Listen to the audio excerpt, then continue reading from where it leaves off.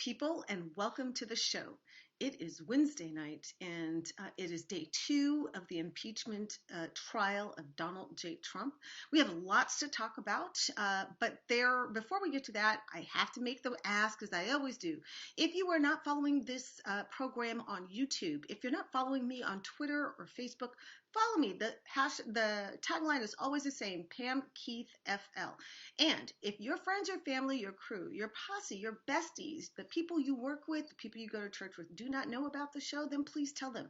Your word of mouth makes all the difference. Ask them to join our Patreon community, because that's how we grow this thing from the ground up and get control and keep control over the content. So, what happened at the impeachment trial today? Well, rather than just sort of regurgitate what happened, I want to dig a little deeper into what Representative Stacey Plaskett was actually trying to do and did extraordinarily well. And what she was doing was connecting the dots between Donald Trump's rhetoric, what he says to his followers, and the predictability and the intention of violence emanating from that.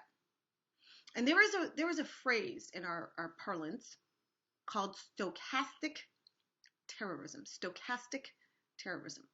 And the concept of stochastic means random, like something that is bound to happen, but you don't know where. And stochastic terrorism is the terrorism where you demonize a group of people to the point where you know somebody is going to take action and commit violence against them. You don't know who, you don't know where, and you don't care. You just know somebody will. And that is why you use that rhetoric. When Adolf Hitler first started proselytizing in public, he was demonizing Jews left, right, and center, but he wasn't saying we need to gas them, we need to exterminate them, right? What he was saying originally was they don't share our values. They don't share our culture. They're outside they're not real Germans. They're the reason we don't have liquidity. They're the ones who spied on us and consorted with our enemies. And that's why Germany won. Jews can't be trusted. You know that they are always charging exorbitant fees and whatever. Why do they have all the money? Who did they cheat? Like things like that, right? And he knew that over time, he would get somebody riled up enough to hurt somebody Jewish that they know or that they come across. He knew that. That's why he was saying it. But he didn't know who, and he didn't know exactly when or where. So there was sort of built in this buffer, right? And that kind of buffer is exactly what leaders who mobilize violence do, right? It wasn't just Adolf Hitler, right? The NRA engaged in stochastic terrorism because it kept demonizing anybody who wanted gun control or gun reform. They said they're going to come and take your guns. They're going to come and take your country. They're going to come into your house. They're going to rape your wife, kill your children, and there's nothing you can do, because if you don't have your AR-15 right there beside you, they're going to come any minute now. And they did it over and over again.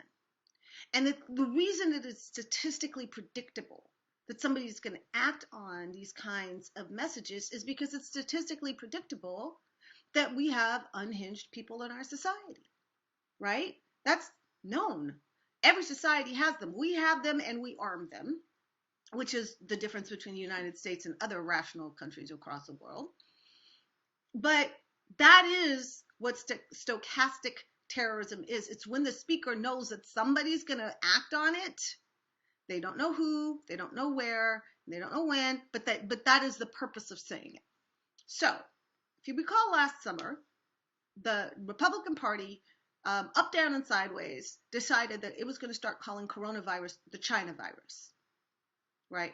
And the purpose of calling it the China virus was to redirect anger that was aimed at Donald Trump for lying to us about the virus to Asians whom they wanted to be demonized as the source of the virus. As if a Filipino person living in Southern California a Japanese person living in Japan or a Chinese person living in Texas had anything to do with coronavirus. Of course they did not.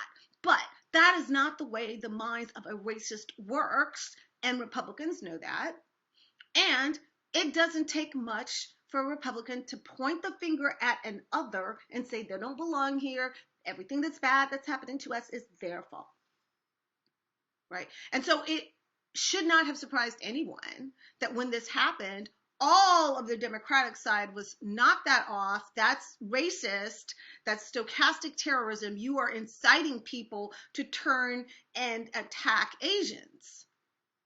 And of course, just this past week, we got a report on the skyrocketing number of hate crimes aimed at Asians over the last year. B absolutely follows A. Everybody knew that was going to happen. The people who uttered those bullshit lies, the Democrats who were against it and angry, the social media folks, the people who study terrorism and racism in our country, everybody said this is going to happen. And of course it did. And the moment it does, the Republicans who started that bullshit pull back and say, well, we didn't say to actually hurt them. You can't blame us, right? That's, we were talking about the virus, not the Chinese people who live here. We didn't say anything about that. The problem with that is that they know their base as well as we do. They know that their base is not subtle in its interpretations. It's not looking for nuance. They know who they're talking to and how they think, and it is exactly because they know that they trigger those people into hate crimes. That's exactly what they're doing. They know they're doing it. We know they're doing it. The people who receive the message know we're doing it, and they believe that it is somehow acceptable to continue uttering these plausible deniability arguments as if all of us are Bobo the Clown. And that was put on full display today by Representative Plaskett when she connected the dots of the number of times that Donald Trump incited violence, encouraged violence, cheered on violence, the number of times he targeted someone for derision and knew that his minions would attack that person. It has become so clear that that is what happens when Donald Trump targets you, that he's effectively extorted and coerced members of Congress into silence, to never stand against them because it's not worth it to them to incur the wrath of his minions. But you cannot decide that it is too dangerous for you to speak out against Donald Trump without acknowledging that Donald Trump controls these people and makes them do evil and crazy things. So if you think it's too dangerous for yourself to go against Donald Trump because you know he controls these people, you have no business whatsoever getting into a trial saying, hey, we're going to pretend like Donald Trump didn't control these people.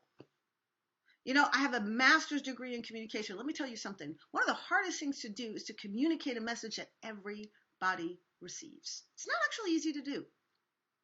And in fact, most speakers don't do it. If you were to listen to a speech of Barack Obama, for example, who's a brilliant public speaker, by the way, and you polled an audience and said, what was Barack getting at? Chances are you would get 65 different answers. Maybe several of an answer, but not the whole crowd. Some would say, oh, he was getting at hope, or he was getting at social responsibility, or the need to step up, or he was getting at, how I have power, or whatever. You get all these variances based on, the individual listener's mind. That is the reality of public speaking. But the stochastic terrorist is unique, and his ability to communicate the same message to everyone without actually saying the words. So what's fascinating about Donald Trump is the people who opposed him heard the exact same message as the people who supported him. And that's unusual. But the game in Washington is, you heard that message. I heard that message. We know his followers heard that message. They all repeated it verbatim, right? They all said, I was summoned here by my commander in chief, and he told me to do this. They all said the same thing. So they received the message. We received the message. The Republicans received the message. The media receives the message. And the senators right now are trying to claim like he didn't actually say all of that. What is it? Mysterious fairies from afar that landed on our brains and gave us the same idea? Are we all like, did we all get touched by UFOs? The reason Donald Trump is viewed as an outstanding communicator is the efficacy of his sending of messages. He's really, really good at sending a message. And now he's trying to disown the message that he sent that everybody received. You can't get thousands and thousands and thousands of people to do something and then claim they misunderstood you. I'm sorry. That's not how it works. Donald knew exactly what he was doing, and he knew that it was part of and parcel of various other moves that were being made. He was a social media hound. It's not just that he tweeted. He also looked at what was on Fox News, looked at what was on Parler, looked at what was on OAN. He absorbed all of that. He was the consummate public relations guy. That's what he did. He was not a president. He was a public relations guy. And so what he did was take what people were already saying and weave it into what he was saying to build that connect. If I know what's in your mind and I say what's in your mind, I've built a connection with you. You now think I get you. Especially if every other politician in DC is too chicken shit to say what you're thinking. Because it's outre, right? Or racist or crazy, right? But if he utters it, it validates it. Yeah, he gets me. He's my guy. So, everything that is happening in the GOP Senate side of the Senate right now is game. It's all game. Because they know damn well that Donald Trump incited this, that these were his minions, that he whipped them up, that he held them, he incited them, and then he unleashed them. Everybody knows it. We know it. They know it. The people who went there know it. The people who fought against them know it. Every Tom, Dick, and Harry knows it. And yet, somehow, they can fix their face to say, but he really didn't actually say it. Yeah, he did. And whether he used words or the words that you think communicate that or not, the message was sent and the message was received. And it was received by people who like Donald Trump and people who hate Donald Trump equally. And that's how you know that's what the message really was. If you like what you just heard, you can find out so much more and hear so much more on my Patreon channel, patreon.com/Pam Keith FL. That's where you hear the rest of this discussion, and there's lots more to share.